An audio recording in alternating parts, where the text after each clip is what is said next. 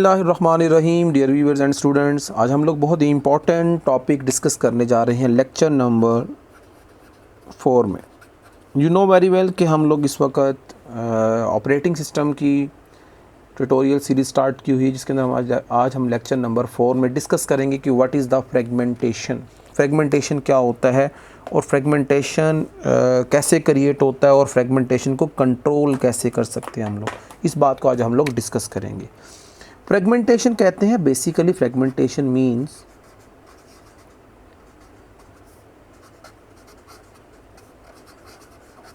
Wastage of memory. जब भी हम लोग किसी प्रोसेस को मेन मेमोरी एलोकेट करते हैं, तो जब एलोकेट करते रहते हैं तो उसके बाद क्या होता है कि सम सिचुएशन के अंदर हमारे पास प्रोसेस तो होता है मगर इनफ मेमोरी अवेलेबल नहीं होती। और जब वो मेमोरी अवेलेबल नहीं होती और छोटे छोटे ब्लॉक्स अवेलेबल होते हैं, उन ब्लॉक्स को हम लोग यूज़ नहीं कर सकते। या अगर एक प्रोसेस हम लोड करवाते हैं, जैसे कि मैं कहता हूँ कि पी नोड, मेरे पास एक प्रोसेस है, इसको हम ये 40 KB का है, 40 K का। इस 40 K प्रोसेस को जब हम लोग सिस्टम की मेमोरी में लोड करवाते हैं, कंसीडर करें कि ये 10 KB का ब्लॉक था, ये 40 K का ब्लॉक था और ये 60 K का ब्लॉक था। इसमें कंसीडर करेंगे पहले से P1 और P2 यहाँ लोडेड थे। जब P नोड ने रिक्वेस्ट मेड की तो उस वक्त सिस्टम में सिर्फ एक ही पार्ट अवेलेबल था, वो था 40 K का।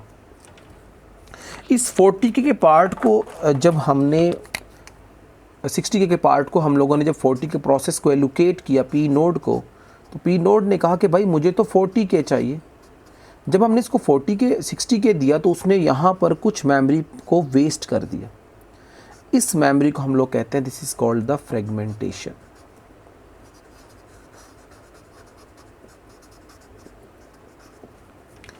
अब फ्रेगमेंटेशन दो तरह की होती हैं।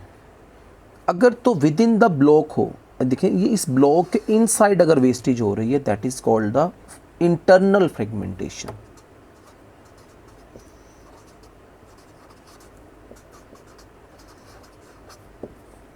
और अगर आउटसाइड द ब्लॉक हमारे पास वेस्टेज हो रही है, that is called the external fragmentation. दोनों को अभी मैं एग्जांपल के थ्रू भी समझाने की फर्दर कोशिश करता हूँ।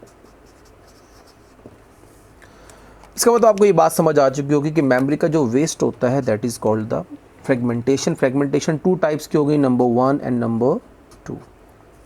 इंटरनल फ्रेगमेंटेशन तो आपको समझ आ गया होगा कि जब मेमोरी ब्लॉक किसी प्रोसेस की अवेलेबल रिक्वायर्ड मेमोरी से ज़्यादा होगा तो वो ब्लॉक जो इनसाइड ब्लॉक जो मेमोरी की वेस्टेज हो रही है, that is called the internal fragmentation.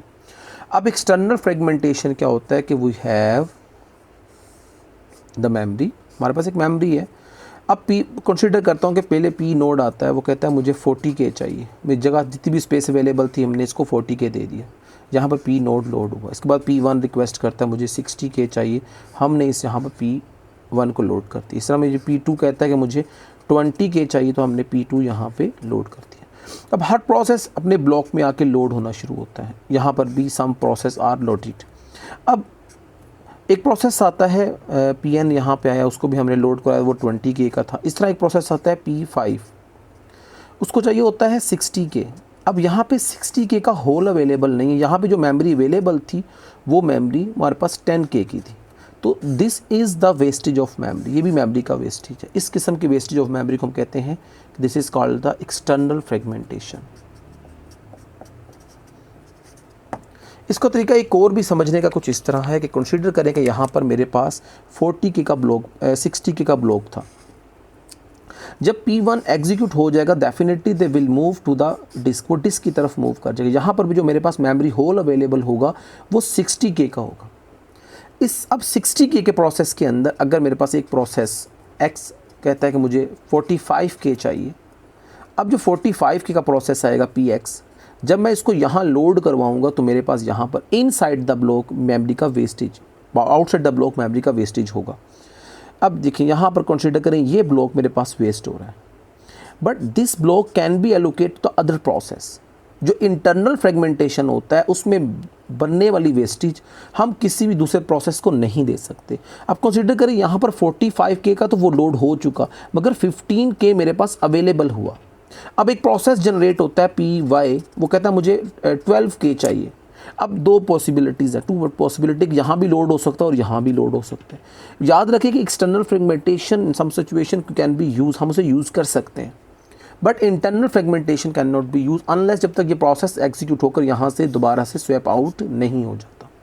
This is the major difference between the internal and the external fragmentation. अगर हम लोग देखिए, हमारे पास बहुत सारी पार्टीशनिंग मेथड्स हैं। पार्टीशनिंग मेथड्स के एक्सेप्ट से हम लोग डिफाइन करते हैं किसके अंदर इंटरनल फ्रेगमेंटेशन हो रही है और किसके अंदर इंटरनल फ्रेगमेंटेशन हो रहा है। स्टूडेंट, ये था आज का टॉपिक लेक्चर नंबर 4, जिसके अंदर हमने फ्रेगमेंटेशंस को डिस्कस किया। अगर आप लोग थोड़ा सा और भी डिटेल समझना चाहते हैं तो हमारे पास दो तरह के मेमोरी एलोकेशन मेथड जो हमने लास्ट लेक्चर में डिस्कस किए थे, एक था कंडीगियस और दूसरा था नॉन कंडीगियस। बड़ी डिटेल में मैंने एग्जाम्पल के साथ आप लोगों को समझाया। जिन लोगों ने नहीं देखा वो काइंडली इस लेक्चर को भी लास्ट तक देखें। अब कंडीगियस के अंदर मेरे पास एक है फिक्स पार्टीशन वाला मेथड, फिक्स्ड और मल्टीपल, और इसके अंदर मेरे पास है पेजिंग और सेगमेंटेशन। मैं एग्जाम्पल से हम समझाना चाहता हूं कि दोनों में डिफरेंस क्या होता है। अब देखें, सेगमेंटेशन के केस के अंदर हमारे पास जो मेमोरी का वेस्ट है वो एक्सटर्नल फ्रेगमेंटेशन है, लेकिन अगर मैं पेजिंग में देखूं तो मेरे पास कौन सा वेस्टेज होगा, इंटरनल फ्रेगमेंटेशन होगा। इसी तरह मेरे पास जो मल्टीपल फिक्स पार्टीशनिंग होंगी उनके अंदर जो वेस्टेज होगा वो इंटरनल फ्रेगमेंटेशन होगा, और जो मल्टीपल वेरिएबल होंगी उसके अंदर क्या होगा, एक्सटर्नल फ्रेगमेंटेशन होगा। बट जो भी है, this is the wastage of memory, वो मेमोरी का वेस्टेज ही कहलाता है। That is called the fragmentation. Thank you for watching my channel. अल्लाह हाफिज़, अस्सलाम वालेकुम।